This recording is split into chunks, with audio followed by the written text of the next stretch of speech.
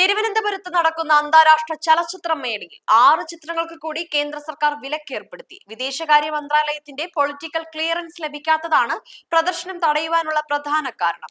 ഇതോടെ 6 സിനിമകൾ പ്രദർശിപ്പിക്കുന്നത് തടഞ്ഞുകൊണ്ട് കേന്ദ്ര സർക്കാർ ചീഫ് സെക്രട്ടറിക്ക് കത്ത് നൽകി. IFFKയിൽ പുതിയതായി വന്ന വിലക്ക് നിലവിലെ പ്രദർശനങ്ങളെ ബാധിക്കാത്ത രീതിയിലായിരിക്കും.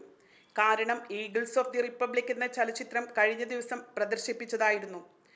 പിന്നീട് ഇന്നാണ് പ്രദർശനാനുമതി വിലക്കിക്കൊണ്ടുള്ള കത്ത് വന്നിരിക്കുന്നത്. പ്രദർശനാനുമതി നിഷേധിച്ച സിനിമകൾക്ക് ഇനി 1 or 2 തവണത്തെ പ്രദർശനം മാത്രമേ ഉള്ളൂ. ആയതിനാൽ വലിയ പ്രശ്നങ്ങൾ ഉണ്ടാക്കില്ലെന്നാണ് ചലച്ചിത്ര അക്കാദമി പ്രതീക്ഷിക്കുന്നത്. മൊത്തം 19 ചിത്രങ്ങളിൽ 12 ചിത്രങ്ങൾക്കാണ് നേരത്തെ അനുമതി ലഭിച്ചിരുന്നത്. എന്നാൽ ക്ലാഷ്, ഫ്ലെയിംസ് എന്നീ ചിത്രങ്ങളാണ് ഇപ്പോൾ വിലക്ക് വന്നിരിക്കുന്നത്. Eagles of the Republic, Clash, Flames, yes, all that's left of you, a poet unconcealed poetry എന്നീ ചിത്രങ്ങൾക്കാണ് നേരത്തെ പ്രദർശനാനുമതി നിഷേധിച്ചത്. വിദേശകാര്യ മന്ത്രാലയത്തിന്റെ ക്ലിയറൻസ് സർട്ടിഫിക്കറ്റ് ലഭിക്കാത്തത് ആയിരുന്നു ഇതിലെ പ്രധാന വിഷയം.